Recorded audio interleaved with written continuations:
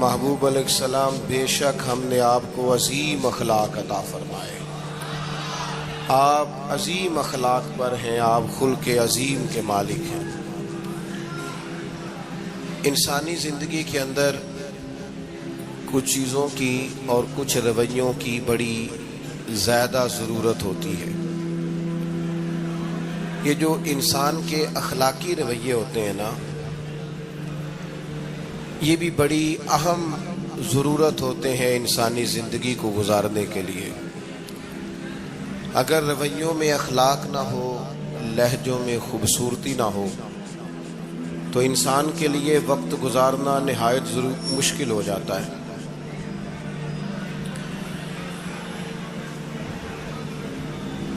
اللہ تعالیٰ آپ کو جزائے خیر دے. میں نا دوستوں سے کہتا رہتا ہوں کہ کسی کھلی جگہ پہ احباب کے لیے بندوبست کیا جائے تاکہ لوگ تکلیف کا شکار نہ ہوں. پیار سے آ جاتے ہیں کئی ساری جگہوں پہ، بلکہ شاید ساری جگہوں پہ اب یہی مسئلہ بنتا ہے جگہ کا، لیکن اس وقت احباب بعض اوقات توجہ نہیں کرتے، پھر مشکل بڑھ جاتی ہے. اب تو جیسے ہے ویسے ہی رہے گا.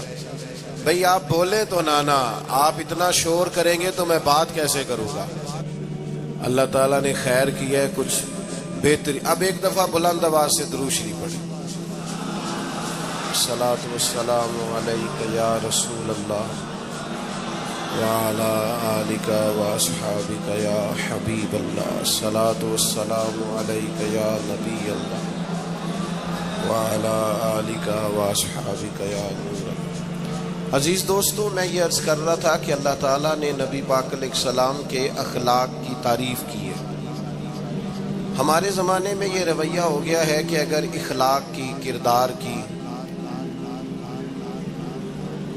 کوئی بھی بات کی جاتی ہے تو لوگ سمجھتے ہیں شاید یہ ایک بیٹا آپ دو لوگ رہ گئے ہیں، یہاں تو آپ بیٹھ جائیں، پیچھے آپ کے سب اشارے دے رہے ہیں، آپ مہربانی کریں نا یار.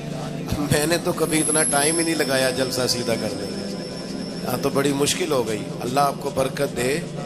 آپ تو بڑے پیارے لوگ ہیں، آئے سارے پیار سے، پر وہ پیار میں جیتنا چاہ رہے ہیں ایک دوسرے سے. حالانکہ پیار میں جو مزہ ہارنے کا ہے نا، جتن جتن تے ہر کوئی کھیڈے تو ہارن کھیڈ فقیرا، جتن دا مل کوڈی پیندائی ہارن دا مل ہیرا. اس میں تو قربانی دینی چاہیے، ایک دوسرے پر اثار کرنا چاہیے، کہنا چاہیے یار آپ بیٹھ جائیں میں ذرا پیچھے چلا جاتا ہوں. یہ تو دینی ماحول ہے، اس میں تو اثار کی ضرورت ہے. بہرحال آمدام برسر مطلب ہمارے ہاں لوگ سمجھتے ہیں کہ اخلاق کی بات کی جائے تو شاید یہ بڑا عام سا سادہ سا کوئی عنوان ہے. حالانکہ یاد رکھیے گا نبی پاک علیہ السلام نے فرمایا ہے میں مکارم اخلاق کی تکمیل کرنے کے لیے دنیا میں آیا. فرمایا میں اخلاق ہی کو تو مکمل کرنے آیا. اور نبی پاک علیہ الصلوۃ والسلام نے اخلاقی رویوں پر بہت زیادہ زور دیا ہے. حضور علیہ السلام فرماتے ہیں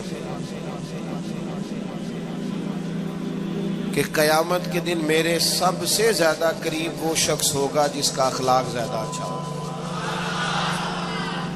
ہمارے ہاں لوگوں نے اخلاق کا معنی بھی اپنی مرضی کا کیا ہوا ہے. بعض لوگوں کا خیال ہے کہ صرف میٹھا بولنا ہی اخلاق ہے.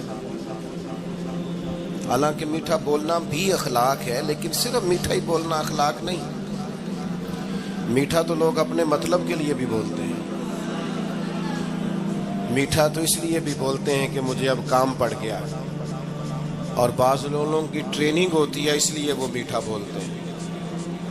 آپ کسی بہت بڑے شاپنگ مال پہ چلے جائیں تو وہاں جو سیلز مین ہوتے ہیں ان کی ٹریننگ ہوتی ہے کہ انہوں نے بولنا ہی میٹھا ہے. گاہک جتنی مرضی تلخی کرے وہ تلخ نہیں ہوتے، میٹھا بولتے ہیں.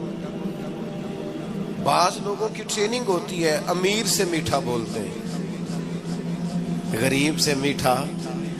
تو یہ اخلاق نہیں، یہ تو انہوں نے کچھ دیر کے اپنے آپ کو سمجھایا ہے، قائل کیا. یاد رکھیے گا صرف میٹھا بولنا اخلاق نہیں بلکہ سچ بولنا اخلاق ہے.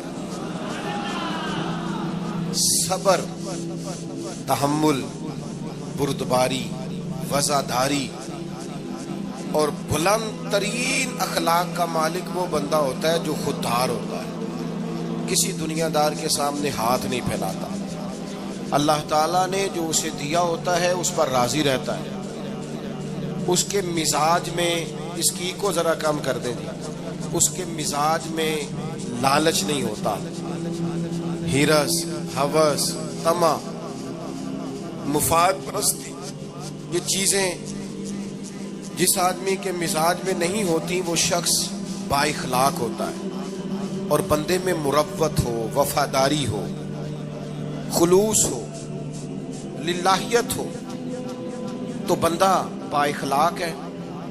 میرے دوستو، جس طرح ہم اپنا مکان محنت کر کے تعمیر کرتے ہیں اور تھوڑا سا بھی درزی اگر کپڑے میں فرق پیدا کر دیتا ہے تو ہمارے لیے مشکل ہوتا ہے پہننا. ہم محنت کر کے تعمیر کرتے ہیں لباس کی.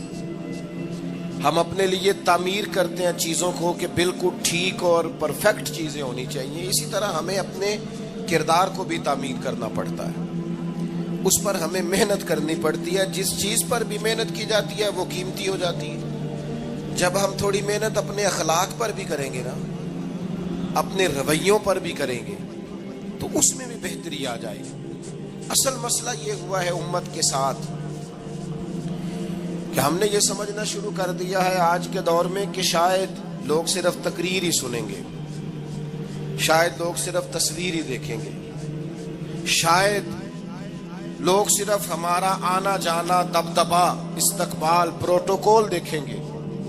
حالانکہ یاد رکھنا، سب سے زیادہ جو چیز تبلیغ کرتی ہے وہ انسان کا کردار ہوتا ہے، وہ اس کا اخلاق ہوتا ہے. بہت سارے بزرگ تو ایسے جو تقریریں کرتے ہی نہیں تھے.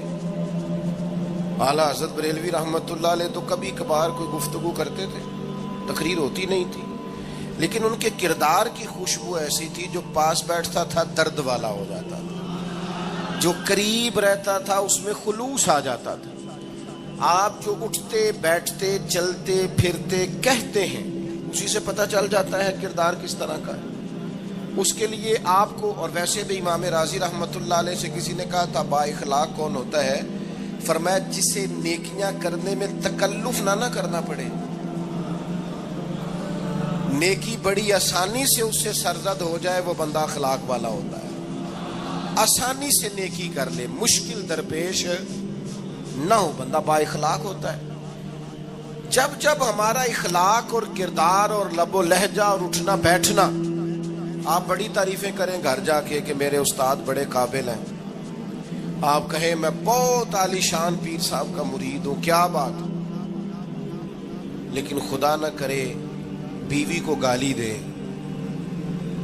تو وہ اسی وقت کہہ دے گی یہ سکھایا تجھے تیرے پیر صاحب نے، یہ استاد صاحب سے سبق پڑھ کے ہے، یہ اس تنظیم کا آدمی ہے. وہ کبھی قبول نہیں کرے گی آپ کے استاد کو، آپ کے پیر صاحب کو، آپ کی تنظیم کو، کہے گی پتہ ہے مجھے کس پانی میں یہ سکھاتے ہیں تمہیں. جب تک اخلاقی رویہ بدل نہیں جاتا، آپ کہیں میں بڑی محافل کراتا ہوں، میں بہت بڑا آدمی ہوں اور میں بڑے دینی کام کرتا ہوں اور میں اپنے اوپر لیبل رکھتا ہوں، لیکن آپ کا دوستوں کے ساتھ اٹھنے بیٹھنے میں حلال حرام کی تمیز میں ہی کوئی خیال نہ ہو تو کوئی نہیں مانے گا آپ کی بات. ہمارے ہاں سنت شریعت کا بھی ہم نے اپنی مرضی کا نام رکھ لیا ہے نا. میں نے الحمدللہ زندگی میں داڑھی نہیں کٹوائی، مجھے کبھی خط بھی نہیں کرانا پڑا، شروع سے رکھی ہے. اور امامہ تو اب ایسے محسوس ہوتا ہے طبیعت کا حصہ بن گیا ہے. یہ عظیم سنتیں ہیں رسول پاک. میری طرح کے ایسے لوگ بھی پہن لیں جو بالکل خوبصورت نہیں ہوتے تو داڑھی پگڑی سے وہ بھی کبھی کبھی اچھے لگنے لگ جاتے ہیں، لیکن صرف داڑھی اور پگڑی حضور کی سنت نہیں. یہ بھی آپ نے سچ غور کرنا ہے اس پر بھی. صرف دین کا لباس پہننا ہی حضور کا طریقہ نہیں. اخلاق اور کردار کو سمجھیں. حضور کی جو سنت سب سے پہلے لوگوں میں معروف ہوئی تھی، جس سے تعارف ہوا تھا، وہ تو صادق اور امین ہونا ہے. او بھائی سچ بولنا بھی تو حضور کی سنت ہے نا. دیانتدار رہنا بھی تو نبی پاک کا طریقہ ہے نا. آپ صرف ایک مخصوص لباس پہن لیں فقط اور باقی چیزوں سے آپ آزاد ہو جائیں گے. ہو سکتا، میں اکثر کہتا ہوں کہ مسواک لے کر دانت صاف کرنا بھی حضور کی سنت ہے اور دل صاف رکھنا بھی حضور کی سنت ہے. صرف مسواک والی سنت پہ غور ہے. ترمذی میں حدیث ہے، حضور علیہ السلام نے فرمایا اے انس ہے میرے بیٹے، تم سے ہو سکے تو صبح اس حال میں کرنا کہ تمہارے دل میں کسی کا بغض نہ ہو. اور حضور فرمانے لگے یہ میری سنت ہے. صبح اٹھتے ہی پہلے دل کو ٹٹولنا، اس میں کسی کے لیے عداوت نہ ہو. اخلاقی رویوں پر توجہ دینے کی ضرورت. ہم میں سے نا بہت سارے لوگوں کی شان ہوتی ہے، پیر صاحب کی، علامہ صاحب کی، استاد ہوں، میں ٹیچر ہوں، میں پڑھا لکھا ہوں، میں مالدار ہوں، میں گھر کا بڑا ہوں. ہم خود بخود اپنی کوئی نہ کوئی شان بنا لیتے ہیں. کوئی آپ کی کسی نسبت سے عزت کرے تو اچھی بات، ہم خود بخود اپنی کوئی شان بنا لیتے ہیں، پھر ہم عزت کا مطالبہ کرتے ہیں. نتیجہ کیا نکلتا ہے؟ نتیجہ یہ نکلتا ہے جہاں ہمیں احترام کرنا چاہیے وہاں بھی ہم احترام کر نہیں پاتے. وہ میرے دوستو یاد رکھو، سیدہ عائشہ صدیقہ رضی اللہ تعالیٰ عنہ فرماتی ہیں نبی پاک علیہ السلام جتنی دیر گھر رہتے تھے نا، گھر کا کوئی نہ کوئی کام ہی کرتے رہتے تھے. کوئی حرج والی بات ہے اگر آپ ہر مطلب گھر میں جا کے بیٹھ کے اتنا لمبا سفر طے کر کے آئے لیکن اندر جا کے بیٹھتے ہی کہا پانی کا گلاس لاؤ. بھئی آپ بھی تو لے سکتے ہیں، کوئی حرج والی بات ہے؟ یہ باتیں کرنے کرانے کی ہیں کہ خود سے کام کر لینا سنت ہے؟ آپ نے 2 منٹ لگائے ہیں اور آپ نے کسی پر روک ڈال کے آپ فارغ ہو گئے. اخلاقی رویوں میں سب سے زیادہ ضروری تو دوسرے کا احساس کرنا ہوتا ہے. اخلاقی رویوں میں سب سے زیادہ حاجت تو دوسرے کی تکلیف اور شدت کا احساس کرنے کی ہوتی ہے. میرے ایسا فرمایا کرتے تھے 10 منٹ کیوں انتظار کراتے ہو لوگوں کو؟ تم نے ممبر پہ کہا تھا میں 2:15 بجے جماعت کراؤں گا، 2:16 کیسے ہوئے؟ تمہیں اس کا پاس ہونا چاہیے تھا، تمہیں خیال ہونا چاہیے تھا کسی شخص کو کسی وجہ سے کوئی تکلیف، کوئی کسی اذیت کا شکار کیوں ہو، کوئی پریشان. میں اب تو الحمدللہ آپ اتنی بڑی تعداد میں آ گئے کہ جگہ آپ کے لیے مشکل ہو گئی، ورنہ شروع میں جب میں محافل کا ٹائم دیتا تھا تو میں وقت پہ چلا جاتا تھا. اگر کسی سے کہا ہے نا کہ 6 بجے آئیں گے تو 6 بجے چلے گئے. وہ کئی والی گھر والے پوچھتے سن تسی آ بھی گئے ہو، تو میں کہندا سانو تسی ویلے ہیں سمجھ لو. ہمارا مزاج نہیں ہے نا جی. بلکہ ایک تقریب میں مجھے دعوت دی گئی تو اس پہ لکھا تھا 6 بجے، تو میں وہاں پہنچا تو میزبان بھی نہیں آئے تھے. مجھے بتائیں شادی کا کارڈ سارا خاندان بیٹھ کے لکھتا ہے نا، روانگی برات 1 بجے، 1 بجے جاتی ہے برات، مشترکہ جھوٹ بولا سارے خاندان نے. یہ رونے کی بات ہے، ہنسنے کی تھوڑی ہے. مسلمان اور جھوٹ بولے، مشترکہ طور پہ کہا یہ جھوٹ ہے. محفل ہوگی بعد از نماز عشاء، تو ختم کب ہوگی یہ بھی تو بتائیں. آپ نے قوم کو تو ایک شخص کا بتایا تھا کہ فلاں صاحب خطاب کریں گے، یہ مقامی، قومی، عالمی شہرت یافتہ، یہ کہاں سے آ گئے؟ کیوں تکلیف دی گئی؟ بلکہ ہم نے تو منصوبہ بندی کی ہے کہ لوگ ہمارے جلسوں میں نہ آئیں. ستائے اتنا ہے، ایک جگہ پہ میں حاضر تھا تو 1:30 بجے مجھے مائک دے رہے تھے. اب تو میں جاتا نہیں ہوں، رات کو چھوڑ دیا ہے. 1 بجے رات کو مائک دے رہے ہیں تو نقیب بیچارہ رٹی رٹائی بات کر رہا ہے، کہتا ہے بلا تاخیر. میں نے کہا ابھی بھی بلا تاخیر ہے، کر لو تھوڑی تاخیر. خدا کے بندو ختم کرو، آدھے گھنٹے میں مسئلے کی سمجھ آ جاتی ہے. ایک پیغام دو، بات ختم ہو گئی. اتنا الجھاؤ اور اتنا بات کو کھینچنے کا معنی کیا؟ اپنے رویوں کے اندر. میں چلا گیا 6 بجے تو میزبان صاحب بھی نہیں آئے تھے، تو وہ تقریب کب شروع ہوئی؟ 9 بجے.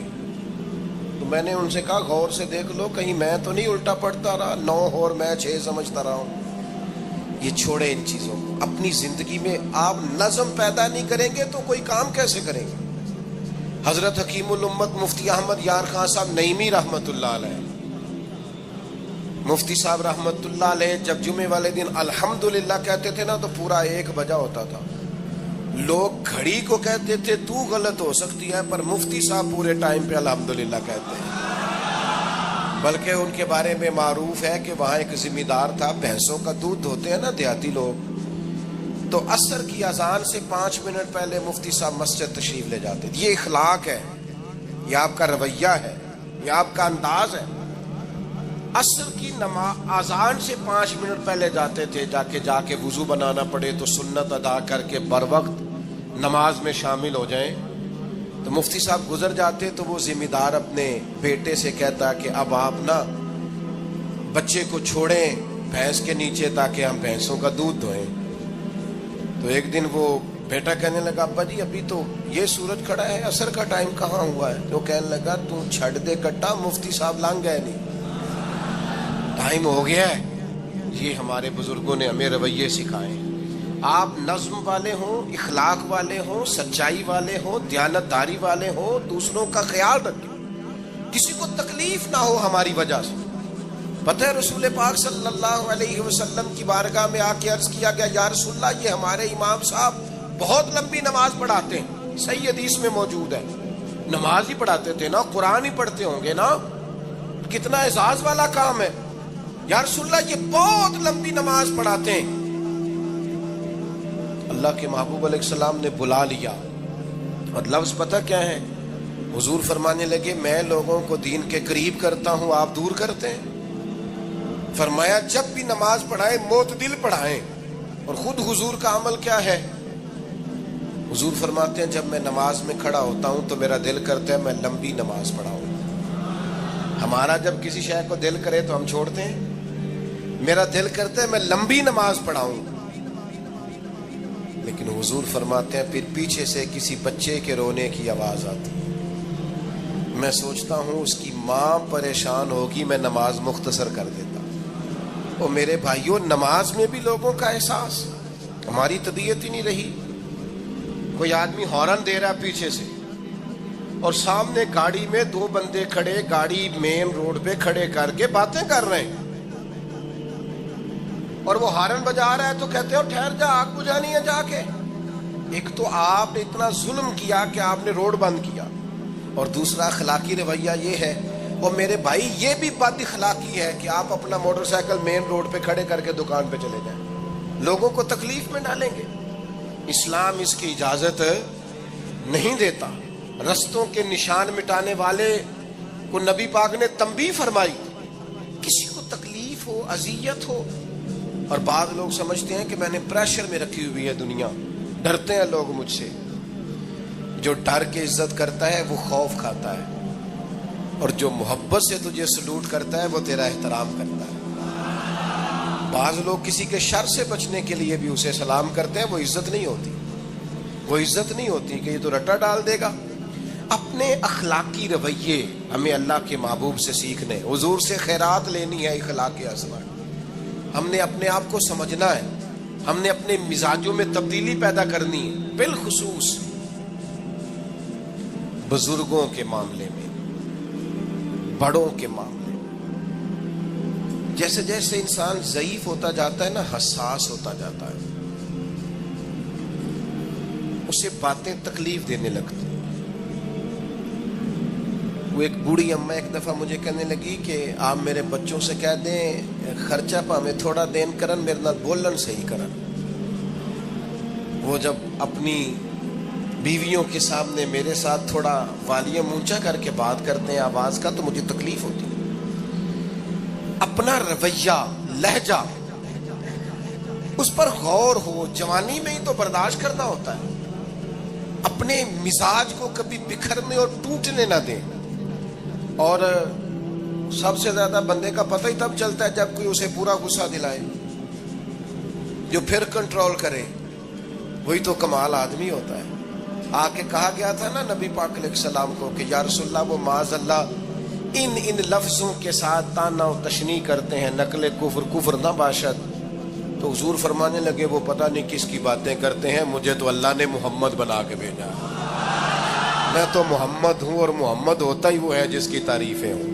وہ پتہ نہیں کس کی باتیں کر رہے ہیں، چھوڑو، وہ پتہ نہیں اس کی بات کر رہے ہوں گے جس کا وہ معاذ اللہ نام بگاڑتے ہیں۔ میرے عزیز تھوڑا سا برداشت، اور آپ جملوں سے غور کریں، کسی کے لہجے سے غور کریں کہ وہ بندہ کہیں تکلیف میں تو نہیں، آزمائش میں تو نہیں۔ میں پہلے مختصر تقریر کرنا چاہ رہا تھا، اب آپ لوگوں نے اور مختصر کرا دیا مجھ سے، تو میں بس بات کو سمیٹنے لگا ہوں، آپ غور فرمائیں گے۔ ایک دن نبی پاک علیہ السلام نے سید عائشہ صدیقہ رضی اللہ تعالیٰ عنہ سے فرمایا، حضور فرمانے لگے عائشہ جب آپ مجھ سے خوش ہوتی ہیں تب بھی مجھے پتہ چل جاتا ہے، اور جب آپ کے دل میں کوئی بات ہوتی ہے تب بھی پتہ چل جاتا ہے۔ تو سیدہ پاک عرض کرنے لگی حضور مجھے میری ماں روئے میں اور آپ سے ناراض، تو کریم فرمانے لگے بتاؤں پھر؟ یا رسول اللہ فرمائیے۔ حضور فرمانے لگے عائشہ آپ کبھی کبھی قسم اٹھاتی ہیں؟ یا رسول اللہ اٹھاتی ہوں۔ فرمایا جب آپ خوش ہوتی ہیں تو کہتی ہیں مجھے رب محمد کی قسم، اور جب دل میں کوئی بات ہوتی ہے پھر کہتی ہو جناب ابراہیم خلیل کے رب کی قسم، پھر حضرت ابراہیم کی نسبت سے قسم اٹھاتی ہو۔ تو جناب عائشہ کہتی ہیں حضور کی بات سن کے جو میرا حال تھا میں بتا نہیں سکتی۔ یا رسول اللہ آپ اتنا خیال کرتے ہیں، یہاں تک خیال فرماتے ہیں کوئی کیا بول رہا ہے؟ کہتی میں نے فوراً عرض کی کہ یا رسول اللہ مجھے رب محمد کی قسم ہو، میری زبان سے نام ہی جاتا ہے، میرے دل میں آپ ہر وقت موجود رہتے ہیں۔ دل میں آپ احساس پیدا کریں گے، آپ تھوڑا سا غور کریں، آپ کسی کی تکلیف کے بارے میں حساس ہوں گے۔ میرے بھائی پتہ کیا ہوتا ہے، 2 منٹ کا غصہ ہوتا ہے ہمارا، اور کئی دفعہ عمر بھر کا پچھتاوا چھوڑ جاتا ہے۔ ہمیں احساس ہوتا ہے ہم سے غلطی ہو گئی، ہمیں خیال ہوتا ہے کہ یہ لفظ مجھے کہنے نہیں چاہیے تھے، پر ہم سے سرزد ہو جاتے ہیں۔ میں ذاتی طور پہ آپ سے ایک بات عرض کروں، یہ میں ابھی آیا ہوں نا تو دوست پکڑتے ہیں دوڑتے ہیں، خیر اب فرق بھی ہے پکڑنے والے میں، پہلے دعا لینے والے ہوتے تھے اب سارے فوٹو لینے والے ہوتے ہیں، یہ بھی مسئلہ ہے۔ اور بعض لوگوں کو فوٹو چاہیے ہوتی ہے، باقی جو ہوتا ہے ہو جائے، اس سے غرض نہیں ہوتی۔ میں نے بہت ساری جگہوں پہ جانا چھوڑ دیا ہے، اس کی وجہ یہ ہے کہ میری وجہ سے لوگوں کو تکلیف ہوتی ہے۔ اب میں یہاں موجود ہوں، یہاں سے مجھے آگے بڑھنا ہے، اب جہاں مجھے آگے جانا ہے وہ مجھے اس بات کی اجازت نہیں دے رہی چیز جہاں مجھے پہنچنا ہے کہ میں رکوں اور ایک ایک آدمی سے ملوں۔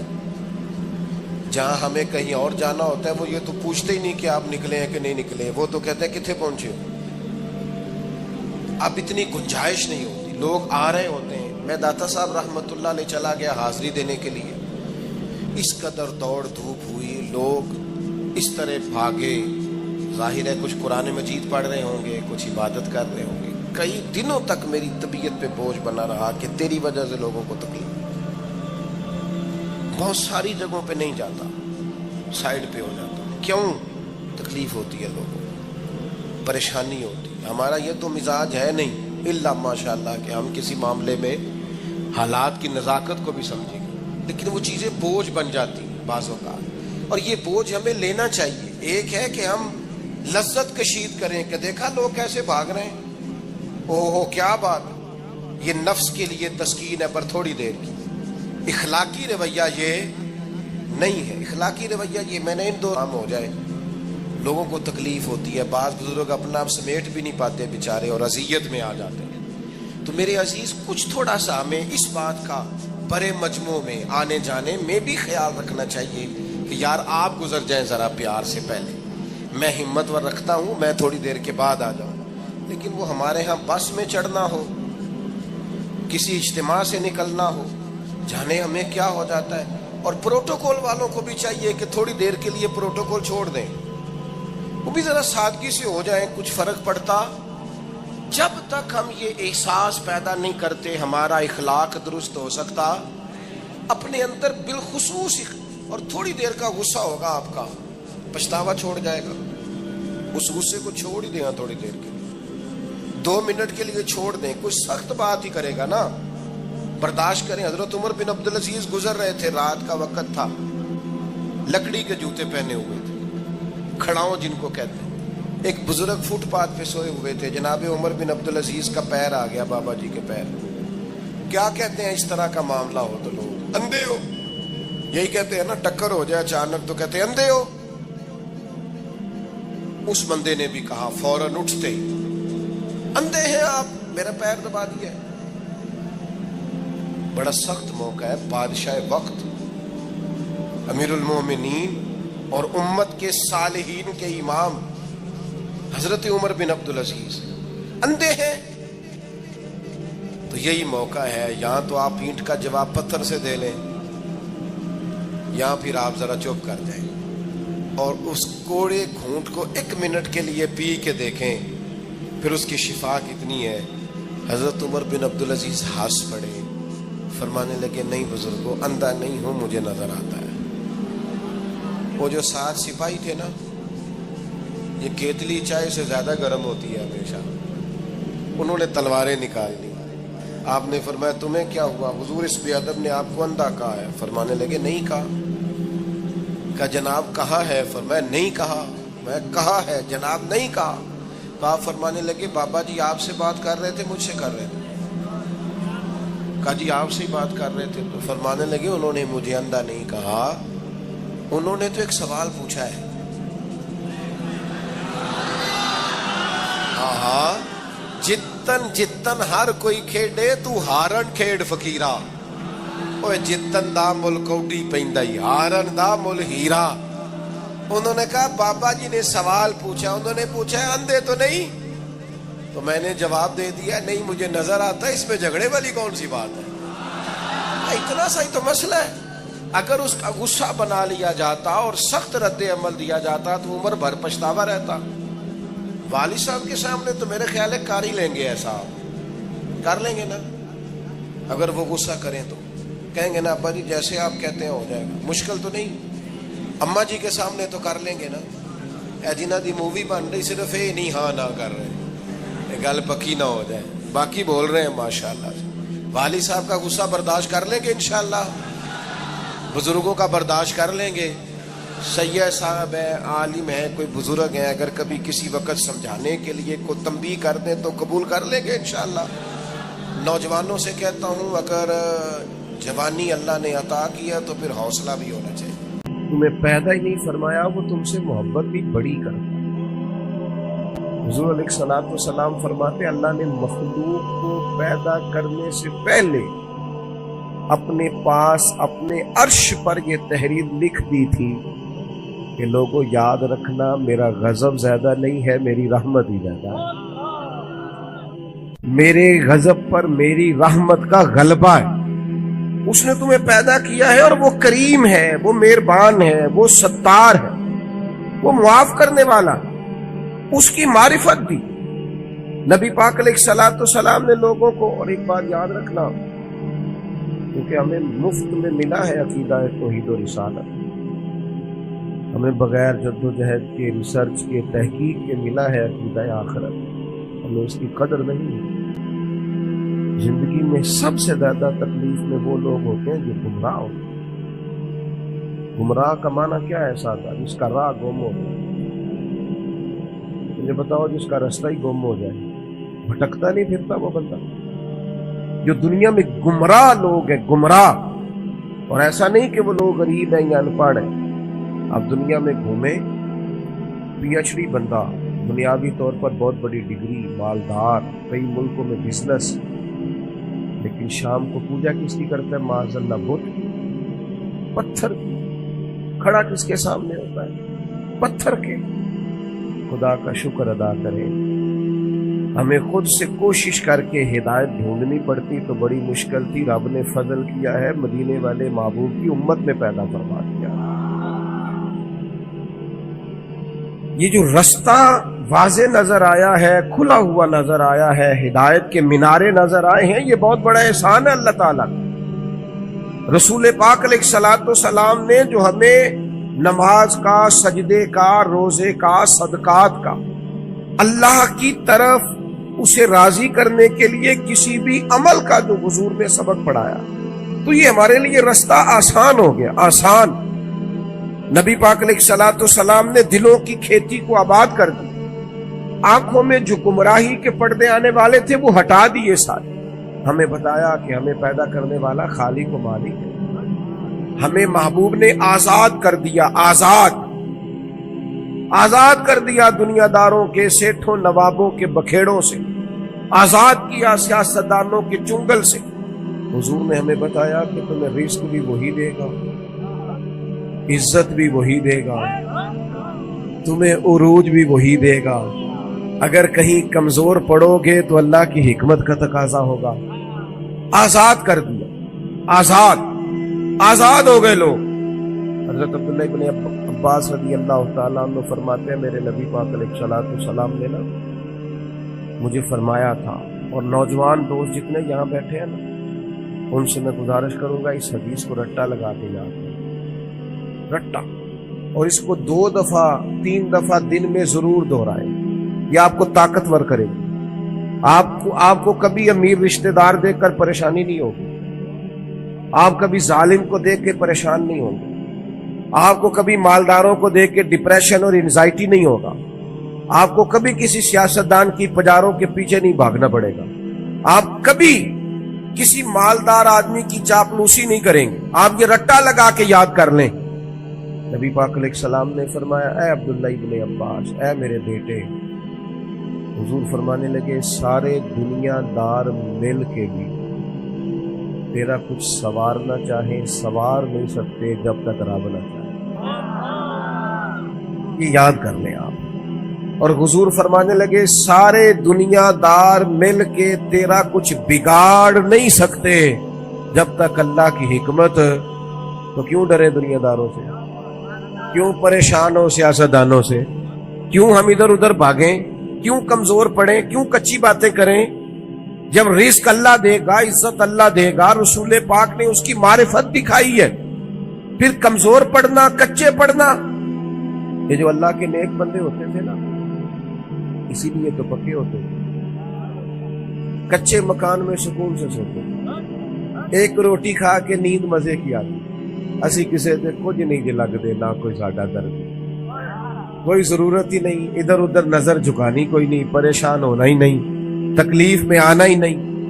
ہارون رشید حج کر کے آ رہا تھا، بادشاہ تھا نا، کوئی بڑا مزہ آتا ہے بعض لوگوں کو نا، لوگ نعرے شارے لگائے، گاڑی کے آگے پیچھے بھاگے، یہ وزیروں کو نہیں، یہ پیروں کو بھی بڑا مزہ آتا ہے۔ اوہ ہو کیا بات ہے، کیا آنا جانا ہے۔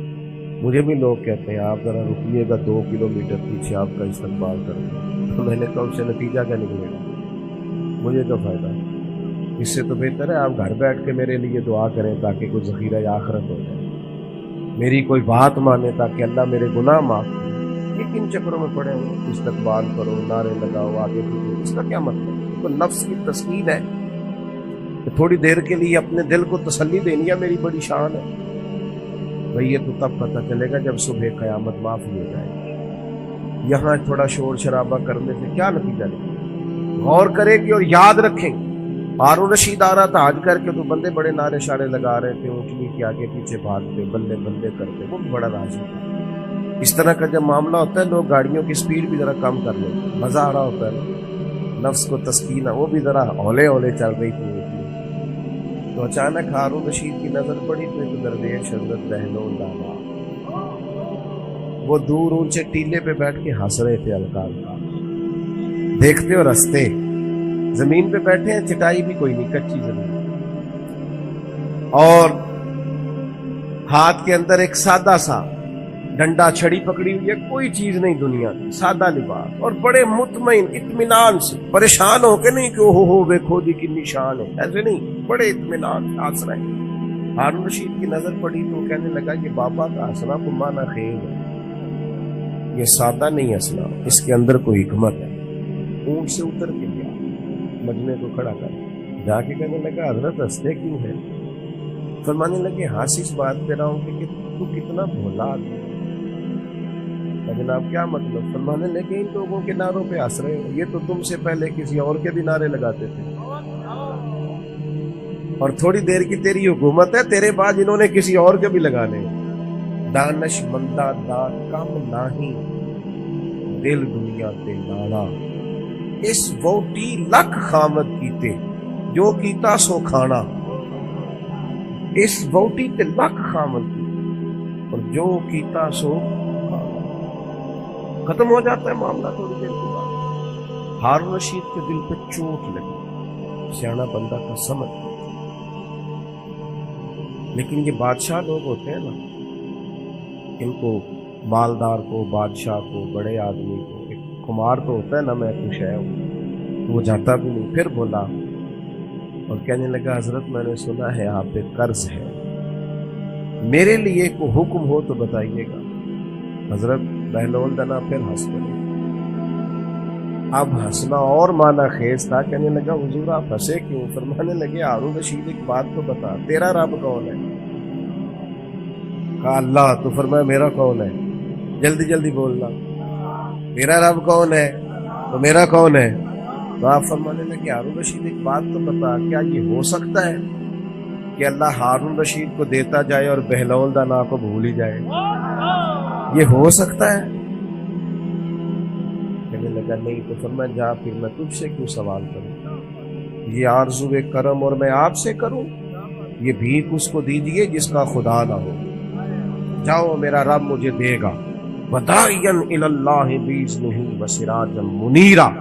کچے نہ پڑو مسلمانوں، کمزور باتیں نہ کرو، دولت کمانے کے لیے کوئی ناجائز ذریعہ اختیار نہ کرو، نہ کبھی حرام لقمے کی طرف بڑھو.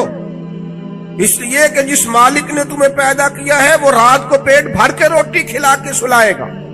اس نے وعدہ کرم فرمایا ہے رزق دینے کا. کیوں ناجائز رستوں کے مسافر بنتے ہو؟ کیوں للچائی ہوئی نظروں سے ادھر ادھر دیکھتے ہو؟ طاقتور زندگی گزارو، طاقتور مضبوط اعصاب کے ساتھ جینا سیکھو، کبھی کمزور نہ پڑے. اپنی زندگی میں یقین کامل، اطمینان، رب رسول کے وعدوں پر یقین. ہم نا ایک بہت بڑی تعداد ہے جن سے پوچھے کیا حال ہے، کہتے پریشانی بڑی. پریشانی اور مومن، پریشانی اور نبی پاک کا غلام. پریشانیاں تو اس دن ختم ہو گئی تھی جس دن مدینے والے کا کلمہ پڑا تھا، تو ختم ہو گئی. پریشانیاں کدھر سے آ گئی؟ چھوٹی چھوٹی باتوں کی ٹینشن لینا، انزائٹی. تو چھوڑ یار، یہ تھوڑی سی زندگی ہے جو تو گزر جائے گی. اور صحابہ کرام بڑے مضبوط. دیکھیں بخاری مسلم کی حدیث سنیں. ایک عورت حضور کی بارگاہ میں آئی اور وہ مرگی کی مریضہ تھی. عورتوں میں ویسے ہی حوصلہ کم ہوتا ہے، اگر عورت بیمار ہو معاملہ اور زیادہ مضبوط ہو، کمزور ہو جاتا ہے. وہ خاتون تھی، آ کے عرض گزار ہوئی یا رسول اللہ مجھے مرگی ہے، میرے لیے دعا کریں. اور درجنوں اور 20 احادیث مبارکہ میں موجود ہے کہ کوئی بیمار آیا، اس نے عرض کی، محبوب نے بس لعاب دہن لگائے، اللہ نے شفا دے دی. یہ تو خزانہ کرم ہے نا شفا کا. یہاں سے تو جو گزر گیا ہے، ان کے تو نام میں شفا ہے، ان کے تو ذکر پاک میں شفا ہے، ان کے تو تذکرہ نور میں شفا. یا رسول اللہ دعا کر دے. حضور ہمیشہ دعا کرتے، لیکن آج ایک سبق پڑھایا ہو. حضور فرمانے لگے اگر تو کہے تو میں تیرے لیے دعا کر دیتا ہوں، اللہ شفا دے. اور اگر تو کرے صبر. یہ تو دیکھو میری طرف بات کا مطلب کیا ہے؟ معنی یہ ہے کہ مرغی کے ساتھ ہی گزارا ہے. کچھ اللہ کی طرف سے آنے والی آزمائشوں کے ساتھ گزارا بھی کرنا چاہیے. بے حوصلہ وہ ایک ساتھ دفعہ میرے پاس آئے، کہنے لگے میں بڑے پیروں فقیروں کے پاس جاؤں، مسئلہ حل نہیں. کوئی پیر فقیر بھی اللہ کو مجبور نہیں کرتے، سب دعا کریں، اس کی بارگاہ میں عرض کریں. ابھی مالک کی حکمت کا تقاضا نہیں ہے کہ تیرا مسئلہ حل، لہذا آپ کو اس معاملے میں زید نہیں کرنی چاہیے. جب رب چاہے، جس وقت چاہے. اللہ مانتا ہے اپنے محبوب بندوں کی عرض کو، لیکن یہ کہ جب اس کی حکمت کا تقاضا غالب آئے گا تو پھر وہ حکمت کے مطابق کام ہوگا. تو اس خاتون نے عرض کی یا رسول اللہ دعا کر دے. فرمایا اگر تو صبر کرے نا، گویا مرغی کے ساتھ ہی گزارا کرے. تو حضور فرمانے لگے پھر میں دعا کروں گا اللہ جنت عطا کرے. گویا 2 چیزوں میں حضور نے فرمایا ایک اختیار کرو، یا تو شفا لے لو یا جنت. سانو ویسے پیر صاحب پوچھن نا کبھی گوٹے کی درد ہو رہی، شفا کے جنت. ڈھیر سارے بندے کہنا صحیح ہے گوڈے کا کچھ کرو نا. کمزوری ہے، ضعف ہے، اس سے بچیں، اس سے بچیں. طاقتور قسم کے نظریات، تکلیفیں آئی جاتی ہیں، زندگی کے ساتھ ہی سارا کچھ چلتا ہے۔ خاتون سے حضور نے فرمایا کہ اگر تو کہے تو شفا، اور اگر تو کہے تو میں دعا کروں گا اللہ جنت عطا کرے گا۔ تو صحابہ کہتے ہیں اس نے تو سوچنے کے لیے 1 منٹ بھی نہیں لگایا پورا، پکے نظریات کے لوگ تھے، فوراً کہنے لگی یا رسول اللہ آپ دعا کریں اللہ جنت ہی عطا کرے۔ کیا معنی ہے بات کا؟ حضور میں کر لوں گی مرغی کے ساتھ گزارا، تھوڑا سا وقت ہے گزر جائے گا، آپ دعا فرمائے اللہ جنت دے۔ حضور نے دعا کر اللہ اسے جنت عطا کرے۔ صحابہ فرماتے ہیں پھر اس نے عرض کی یا رسول اللہ جب مرغی ہوتی ہے نا تو میرے جسم سے کپڑا ہٹتا ہے، عورت ہو حیا مانے۔ محبوب نے دعا کر دی جتنی بھی مرغی ہوتی تھی جسم سے کپڑا نہیں ہٹتا۔ صحابہ فرماتے ہیں طویل وقت تک وہ بوڑھی اماں حیات رہیں، باہر سے جب کوئی آتا تھا تو لوگ کہتے تھے جنتی کو دیکھنا، اس بوڑھی کی زیارت کریں جسے محبوب نے دنیا میں جنت کی بشارت عطا فرمائی۔ کچے نہ پڑے میرے عزیز، ذہنی طور پر آپ یقین کریں ابھی تک لوگ مسئلہ پوچھتے ہیں کہ کالی بلی رستہ کاٹ جائے تو کیا ہوتا ہے؟ میں کیا کالی گڈی کٹ جائے تو پھر کیوں گئے؟ اور پیر دھاگے والے اللہ خیر کرے صبح 9 بجے تو دیگر تک تبلیغ لیتے ہیں۔ پیروں کا کام تو تبلیغ کرنا ہے، تعلیم دینا ہے، قرآن حدیث پڑھانا ہے۔ آپ تویز دھاگا کر رہے ہیں کریں، ناجائز نہیں، لیکن جو لوگ لوگوں کو کمزور کرتے ہیں، جنہیں منڈیاں دا کام کرن نو دل نہیں کرتا سارے نو کالا جادو ہو گیا، وہ کام کر کوئی میرے بھائی مہربانی کر باہر نکل جدوجہد کر۔ جادو کدھر سے آ گیا؟ جادو اتنا ہی فارغ ہے تیرے پاس ہی آ گیا۔ کوئی کام کریں، کوئی ہمت کریں، جدوجہد کریں۔ کمزور ضعف اعتقادی پیر صاحب کے پاس گئے تو پیر صاحب نے کہا تینوں کسی نے کچھ کیتا ہے؟ اور پیر صاحب اللہ سے ڈرو، یہ بیچارہ سارا دن بدگمان رہے گا، کس کے بارے میں برا سوچے گا، کس شخص سے نفرت کرے گا، کیا کیا اس کے ذہن میں آئے، اتنا آپ نے اس کے ذہن کو بدگمان کر رہے۔ ڈرو اللہ سے۔ مسلمان کبھی ضعف اعتقادی کا شکار نہیں ہوتا، یہاں تک کہ کچھ لوگ کہتے ہیں جی مجھے بندش کر دی ہے کسی نے۔ آپ میں سے جو میری طرح کم پڑھا لکھا آدمی ہے وہ بھی اپنے دل پہ ہاتھ رکھ کے بتائے ادھر دیکھے میری طرف، یہ ہو سکتا ہے کہ اللہ تعالیٰ نے رزق میرے گھر میں بھیجا تھا کسی نے رستے میں روک لیا؟ جلدی بتاؤ، ہو سکتا ہے؟ تو یہ بندش کیا بلا ہوتی ہے؟ بے برکتی ہو جاتی ہے، نظر لگ جاتی ہے، یہاں تک تو مسئلہ ٹھیک ہے۔ یہ کیا بات ہوئی اللہ نے بھیجا تھا اور بندے نے رستے میں؟ وہ کوئی خدا کا خوف کرو، کس طرح کی باتیں کرتے؟ مومن کی یہ بات ہوتی ہے؟ اللہ کے بندے اس طرح سوچتے ہیں؟ کوئی ضعف اعتقادی نہیں، کوئی کمزوری نہیں۔ 313 کا لشکر، 1000 سے مقابلہ، نہ زرہے نہ تلواریں نہ گھوڑے نہ سامان زہرب و ضرب۔ یا رسول اللہ کرنا کیا ہے؟ فرمایا رب کا نام لے کے کھڑے ہو جاؤ اللہ فتح عطا کر دے گا۔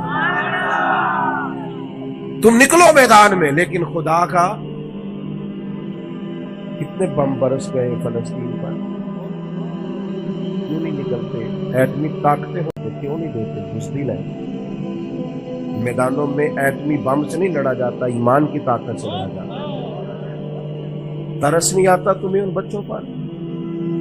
سسکتی بلکتی مخلوق پر کہاں ہے اقوام متحدہ کی تنظیمیں، اور کہاں ہے وہ یورپ جو کتوں اور بلیوں کے حقوق پر تنظیمیں بناتے ہیں؟ جو جانوروں کے حقوق کی بات کرتے ہیں وہ کہاں اپنے بلوں میں چھپ گئے؟ فلسطین کے ہسپتالوں پر بم برسیں تو تمہارا کیا خیال ہے؟ تم سے حساب صرف نماز روزے کا ہونا ہے؟ اللہ کے بندے تڑپتے رہے اور رب پوچھے گا نہیں؟ رسول پاک علیہ السلام نے تو فرمایا مالک قیامت کے دن کہے گا میں جو اس کی شان کے لائق ہے۔ اللہ فرمائے گا میں بھوکا تھا تو نے کھانا کیوں نہیں کھلایا، میں پیاسا تھا تو نے، یہ صحیح مسلم کی حدیث، مجھے کپڑوں کی ضرورت تھی لایا کیوں نہیں؟ بندہ عرض کرے گا مالک تو کھانے پینے سے پہننے سے پاک ہے۔ رب فرمائے گا وہ جو تیرے پڑوس میں بندہ بھوکا تھا تو بندہ تو میرا ہی تھا نا، وہ جو پیاسا تڑپ رہا تھا تو میرا ہی تھا نا، وہ جن ہسپتالوں پہ بم برستے ہیں وہ کون ہے؟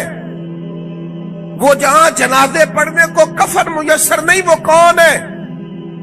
جب وہ پوچھیں گے بلا کے تم کو اپنے سامنے تو کیا جواب جرم دو گے تم خدا کے سامنے؟ تم سو رہے ہو، سیاستیں کر رہے ہو، الیکشن کی باتیں کر رہے ہو، خدا سے ڈرو۔ کچھ کبھی کبھی جٹ بٹ رائی بن کے سوچتے ہو، کبھی کبھی مسلمان بن کے بھی تو سوچو نا، کبھی یہ بھی تو خیال کرو نا کہ ہماری ایک ذمہ داری بحیثیت مسلمان بھی بنتی ہے۔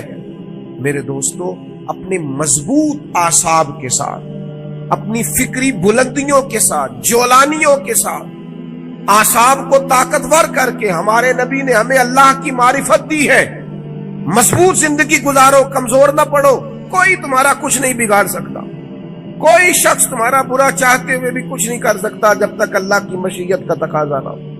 کمزور پڑنا چھوڑ دیں، طاقتور وقت گزاریں۔ میں نے باتیں زیادہ نہیں کرنی، بس ختم کرنے لگا ہوں۔ رسول پاک صلی اللہ تعالی علیہ وسلم کے صحابہ کو حضور کے وعدوں پر اتنا یقین تھا۔ ایک دفعہ مولا علی شیر خدا نیند ہو گئے، مسند امام احمد بن حنبل میں موجود، سخت نیند ہو۔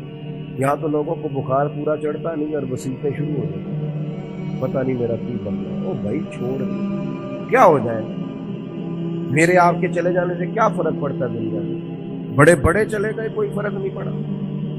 اتنی زیادہ ایموشنل باتیں کرنا اور کمزور ہونا اور دوسروں کو بھی کرنا، اس کا معنی ہی کوئی نہیں۔ پہلے قبرستان کبھی جاتے تھے نا تو قبروں پہ لکھا ہوتا تھا پچھلی سائڈ پہ آخری آرام تھا۔ اب کچھ عرصہ پہلے میں قبرستان گیا تو پیچھے ایک بڑا اور جملہ لکھا، قبر کی تختی تھی، پیچھے لکھا تھا میں بڑا اہم تھا، یہ میرا وہم تھا۔ یہ وہم ہے صرف کہ میرے بغیر کام نہیں چلتا، سب کے بغیر چلتا ہے، کچھ بھی نہیں ہو، سب چلتا۔ حضرت مولا علی شیر خدا کرم اللہ تعالی وجہہ الکریم علیل ہو گئے اور علالت اتنی زیادہ ہوگی کہ ظاہری طور پر کھڑے ہوتے نا تو جسم مبارک کامتا بظاہر دکھائی دیتا۔ ایک صحابی کی مارداری کو جا کے عرض کی حضور آپ تو بڑے علیل ہو گئے، اللہ تعالیٰ وہ پریشان ہو گئے تھے، صحت کی دعائیں کرنے لگے، عمر کی دعائیں کرنے لگے تو مولا علی مسکرا پڑے، شدید بیمار مسکرائے، فرمانے لگے فکر نہ کر، مجھے کچھ بھی نہیں ہے،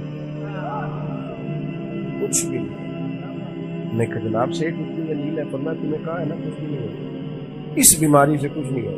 کہا کیوں؟ فرمانے لگے نبی پاک علیہ السلام نے فرمایا کہ علی تمہاری داڑھی خون سے رنگین ہوگی، پھر تم دنیا سے جاؤ گے۔ فرمایا مجھے سمجھ آ گئی ہے کہ میں بیماری سے نہیں جاؤں گا، شہادت سے جاؤں گا، کیونکہ ساڈے نبی دی زبان ساڈے واسطے قرآن۔ حضور نے فرمایا لہذا یہ بیماری میرا کچھ بگاڑ سکتی کچھ بھی نہیں ہوگا، اور مولا علی ٹھیک ہو گئے چند دنوں کو۔ ہم ہر بات میں کمزور ہیں، وہ بھائی آ جاتی ہیں، کون نہیں بیمار آ۔ میں نے بھی 4 گولیاں کھائی ہیں سویرے اٹھتے ہی، تھوڑی دیر کے بعد پھر کھاؤں گا۔ کوئی نہ کوئی بیماری، کوئی نہ کوئی چیز لوگوں کو لگی ہوئی، کسی کو کوئی اور کسی کو۔ اب تو بچے پیدا ہوتے ہیں تو تھوڑی دیر کے بعد ڈاکٹر ٹیسٹ کر کے کہتا ہے فلانا فلانا مسئلہ، اب یہ لے کے بیٹھ جائیں گے، اس کو دماغ پہ سوار کریں۔ بیمار، پریشان اور بوڑھا اور غریب صرف وہ بندہ ہوتا ہے جو یہاں سے ہوتا ہے، جو یہاں سے بیمار، بوڑھا، غریب نہیں نہ ہوتا، وہ کبھی بھی ہوتا طاقتور رہے، جیے، جتنا وقت اللہ نے دیا ہے وہ مضبوط ہو کر گزارے، اپنے رب کی معرفت رکھیں۔ رسول پاک علیہ السلام داعیہ اللہ، نبی پاک نے اپنی امتیوں کو طاقتور کیا ہے۔ میں جیسے میں نے کہا تھا میں بس بات سمیٹنے لگا ہوں، موت کا خوف بھی نہیں طاری کرتا۔ تو کوئی اور ہے جن کا خیال ہے کہ مریں گے تو معاملہ ختم ہو جائے، بندہ فاسق و فاجر نہ ہو، اللہ رسول کا نافرمان نہ ہو، ورنہ یہ جو قبر ہے نا، قبر اگر اس کی فرما برداری کرے نا تو یہ جو قبر ہے نا، یہ قبر نہیں، یہ باغ ہے۔ ادھر دیکھو میں کیا کہہ رہا ہوں، باغ۔ بہت تگڑا بندہ ہو تو باغ میں ڈال دینا، قبر باغ ہے، اور معمولی باغ نہیں۔ حضور نے فرمایا جنت کے باغوں میں سے باغ۔ تو ذرا اللہ رسول کے پیچھے پیچھے تو چل کہ جنت کے باغوں میں سے، اور اتنا سونا باغ ہے کہ جس میں پہلی زیارت ہی مدینے والے رسول کی نصیب ہے۔ آج پھولے نہ سمائیں گے کفن میں آسی، آج کی رات ہے ان سے ملاقات کی رات۔ یہ تو بڑی خوش قسمتی والی رات، یہ کوئی خوف کھانے والا وقت ہے۔ موت کا خوف بھی نہیں. دنیا آخرت کی فکر ضرور کرنی ہے لیکن ڈر نہیں، خوف نہیں، کمزور نہیں پڑے. یہ جو بہت زیادہ سہنے سے لوگ نظر آتے ہیں نا، حالات کے سہنے ہوئے لوگوں کو بتا دو حالات بدل جاتے ہیں، ایک جیسے نہیں رہتے. نوجوانوں سے کہوں گا زندگی طاقتور ہو کے گزاریں، کبھی کمزور نہ پڑیں. اپنی زندگی میں کوئی ایسا کام نہ کریں جس سے محسوس ہو کہ کمزوری ہے. یہ جو باتیں میں نے ساری عرض کی ہیں آپ کو یاد رہیں گی انشاءاللہ تعالیٰ. اب تو نہیں زیادہ پریشانی آئے گی انشاءاللہ تعالیٰ. ہلکا ہلکا ایسے کر رہے ہیں، باقی سارے بھی ہاں نہ کر رہے ہیں. انشاءاللہ تعالیٰ اللہ اطمینان قلبی عطا کرے گا ہم سب. عورتوں کی نعت کے بارے میں کئی دفعہ دوستوں نے سوال پوچھا ہے، میں نے بھی کئی دفعہ ہی بتایا ہے. بات ایک دفعہ ہوتی ہے اور ہمارا معاملہ صرف بتانے کا ہے، کسی کو بندوق لے کے منانے کا میں مسئلہ ہی بتانا ہے نا. اب جو لوگ خود سے ارینج کریں، عورت کی آواز بھی عورت اتنی آواز میں نعت پڑے جو عورتوں کے اندر ہے، وہاں سے باہر اتنی سی بات سمجھ آ گئی آپ کو، بات اس کے اندر ہے. اور باقی میں آپ حضرات سے یہ عرض کروں گا، یہ ہماری ذمہ داری ہے کہ ہم اپنے گھر کی عورتوں کو باہر رکھیں. یہ ہماری ذمہ داری ہے. اس طرح ان کے باقی سارے معاملات اور آپ پیار سے کہیں گے، سمجھائیں گے تو یہ عورتیں مسلمان عورتیں ہیں. یہ سیدہ عائشہ کی کنیزیں ہیں، یہ سیدہ فاطمہ کی کنیز انشاءاللہ بات مانیں گی. یہ ہماری اپنی بہنیں بیٹیاں، انہوں نے کوئی انکار کرنا ہے؟ شرط یہ ہے کہ ہم کہیں تو صحیح. ہم باقی سارا کچھ منوا لیتے ہیں، کھانا میری مرضی کا پکنا چاہیے، اتنے بجے میرے کپڑے تیار ہونے چاہیے. تو آپ پردے پہ بھی منانا چاہیں تو منا، اماں بھی مان جائے گی، بہنیں بھی مان جائیں گی، گھر والے بھی مان جائیں گے. بیٹیاں تو پیار ہی بڑا کرتی ہیں باپ سے. اس لیے یہ ہم نے ناراض نہیں ہونا، یہ ہماری کمزوری ہے. ہم یہ بات مناتے ہی نہیں، لہٰذا وہ مانتی بھی نہیں. اس لیے اللہ تعالیٰ سمجھ عطا کرے اور اللہ تعالیٰ اس حاضری کو قبول فرمائے. محفل آگے چلے گی اگر چلانی ہے تو نعت شاہ دعا کرو. اللہم صلی علی سیدنا محمد علیہ وبارک وسلم. اللہ اس حاضری کو قبول فرما. ہمارے ان دوستوں نے جو اتنا خوبصورت اتنا عظیم بندوبست کیا، بہترین جزا عطا فرما. دین دنیا آخرت کی بھلائیاں عطا فرما. رزق میں، مال میں، جان میں، عزت میں، آبرو میں برکتیں پیدا فرما. اللہ تعالی ہمارے گناہوں کو معاف فرما، ہماری غلطیوں سے درگزر فرما، علم نافع، عمل صالح عطا فرما.